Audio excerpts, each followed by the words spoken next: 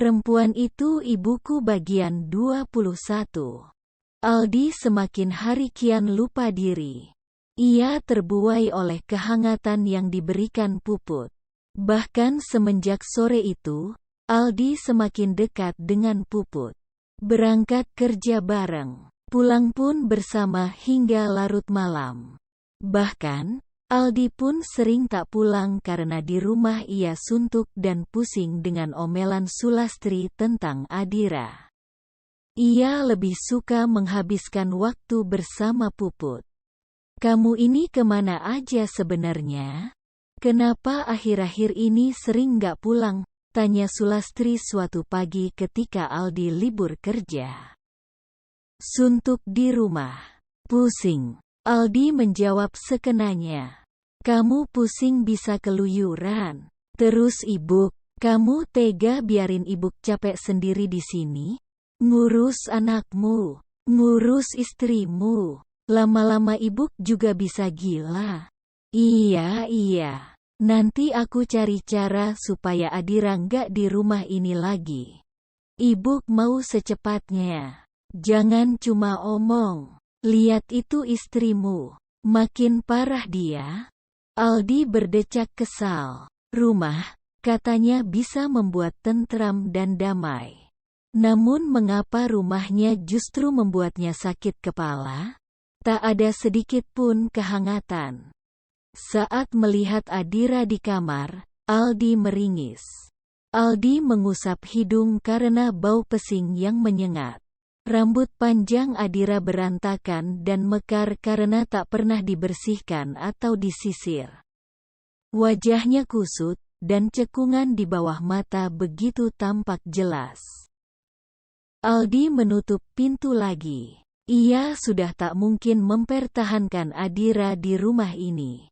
Apalagi mempertahankan sebagai istri. Ia butuh nafkah batin. Sedangkan Adira tak mampu lagi memberikannya. Jalan satu-satunya adalah membawa Adira pergi, agar ia bisa segera menikah lagi. "Pinter masak kamu ya? Kupikir malah nggak bisa sama sekali," puji Aldi ketika mencicipi sayur asem serta perkedel kentang buatan Puput. Sebenarnya semua cewek bisa masak, tergantung mau apa enggaknya. "Iya, tapi enak nggak masakannya?" Puput terkekeh. "Emang istrimu nggak bisa masak? Jangan sebut istriku. Malu aku mengakuinya istri." Puput kian tertawa. Oke. Jadi, enakan mana masakanku atau masakan Adira?" Aldi terdiam. Sebenarnya, jika dibandingkan, jujur saja, Adira lebih enak masakannya. Namun, karena sekarang ia bersama dengan Puput, ia mengatakan jika masakan Puput jauh lebih enak. "Aku bisa masakin kamu tiap hari gini, asal kasih uang belanjanya aja," Puput berkata sambil mengedipkan mata. "Gampanglah. Tapi nanti, aku lagi mikirin gimana bawa Adira keluar dari rumah. Biar ibuku nggak ngomel terus.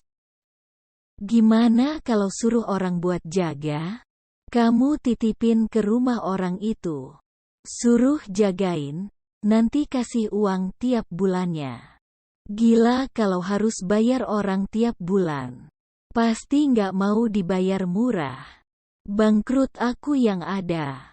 Puput terlihat berpikir sejenak, kemudian menjentikkan jari kemudian berkata, "Di desaku ada perempuan namanya Sri Ningsih. Masih 44 tahun. Dia tinggal di rumah kecil, pinggir sawah bersama cucunya. Hanya berdua. Aku cukup kenal dengannya. Dia sangat baik. Kurasa kalau kamu nitipin Adira ke dia, terus kamu bayar per bulan walau nggak seberapa, pasti mau. Dia butuh uang buat nyekolahin cucunya yang masih 8 tahun. Aldi diam sejenak dan berpikir. Menimbang kemungkinan ke depannya.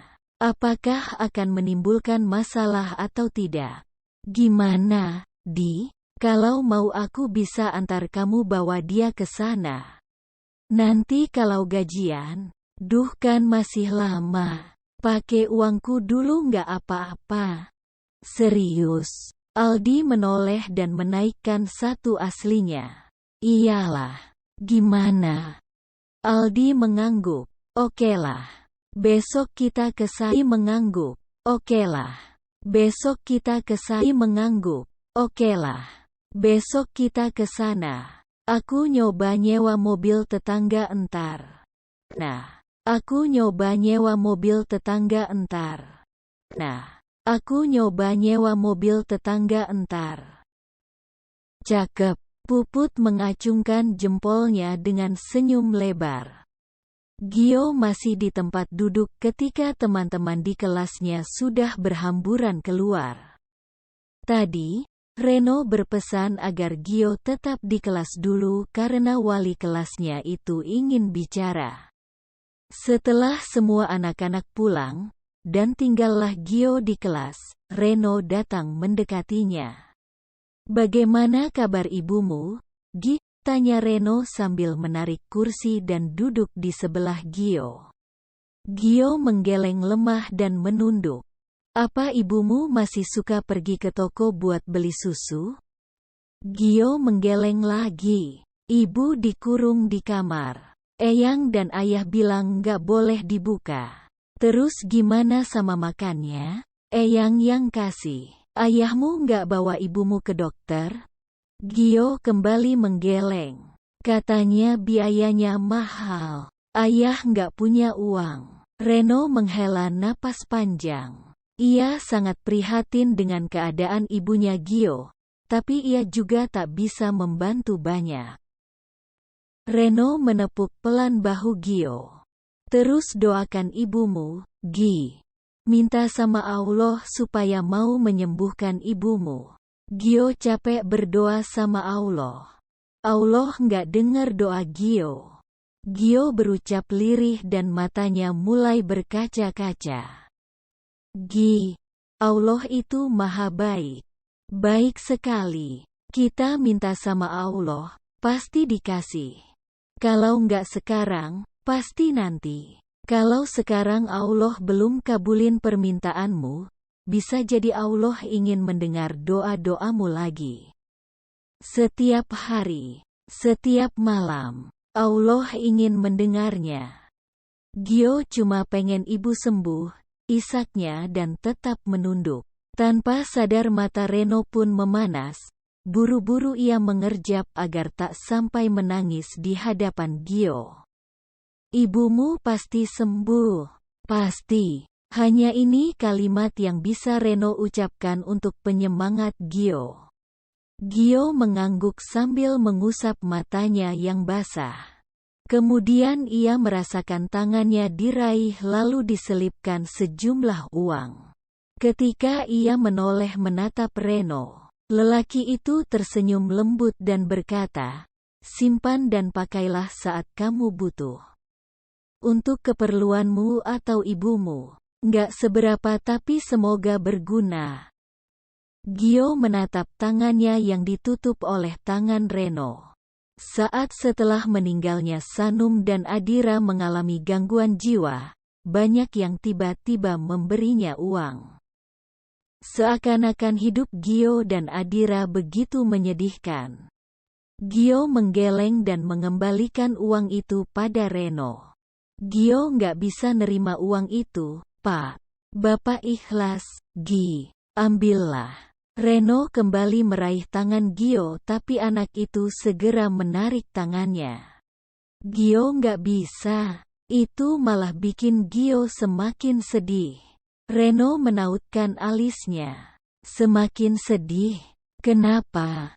Saat Sanum masih ada. Saat ibu belum. Gio menjeda kalimatnya, kemudian menunduk lagi. Saat ibu belum gila, semua orang nggak ada yang peduli.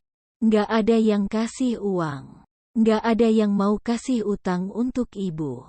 Padahal saat itu yang ibu butuhkan Andai orang-orang ngasih uangnya dulu, mungkin Sanum belum meninggal. Ibu juga nggak akan gila. Reno bagai tertampar. Ia sering melihat Gio tidak jajan. Pernah melihat sepatu Gio rusak. Pernah mendengar Gio mengeluh perutnya sakit karena lapar. Namun, ia mengabaikan karena merasa orang tua Gio masih lengkap.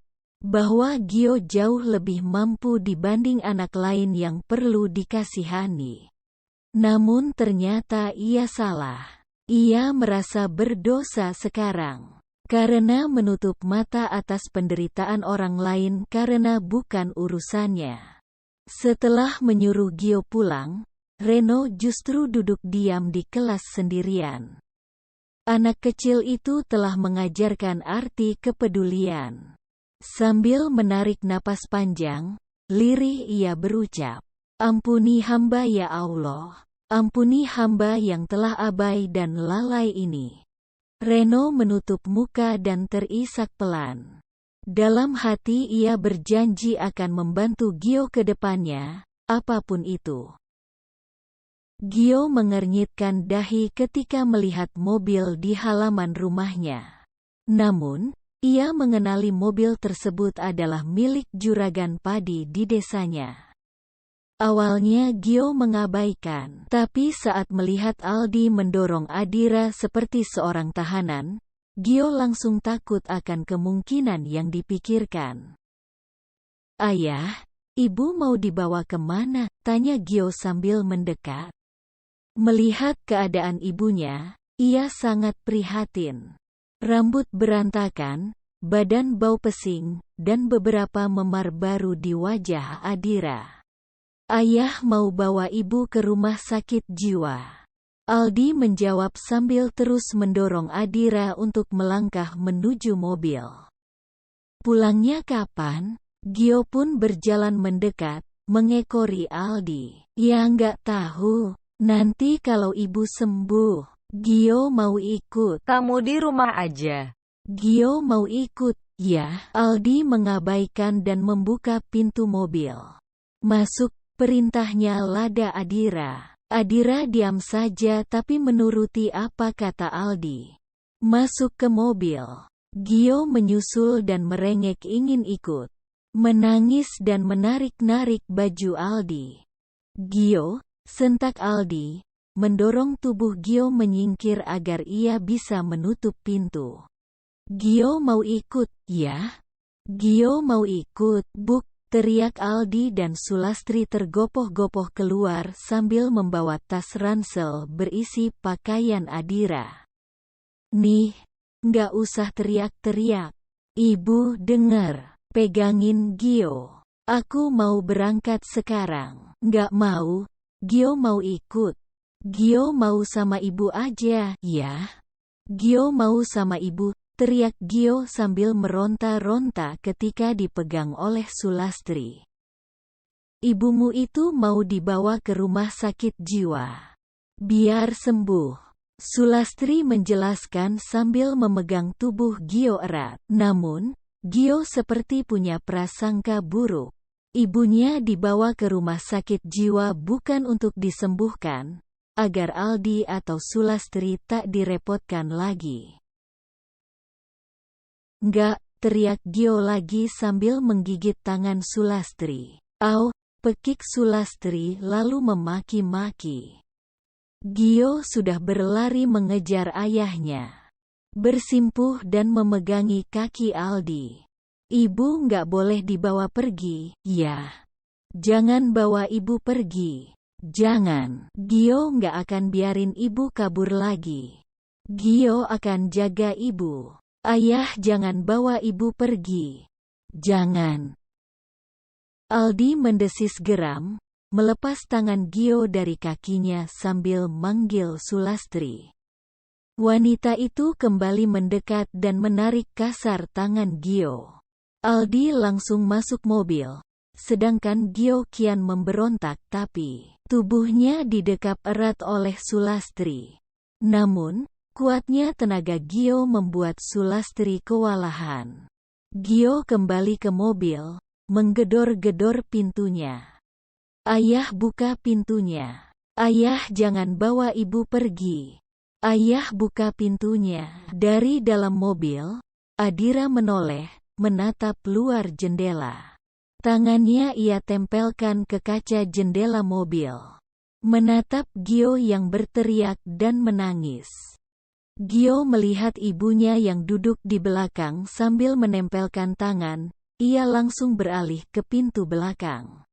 Ibu, ibu jangan pergi. Ibu jangan pergi. Bersambung.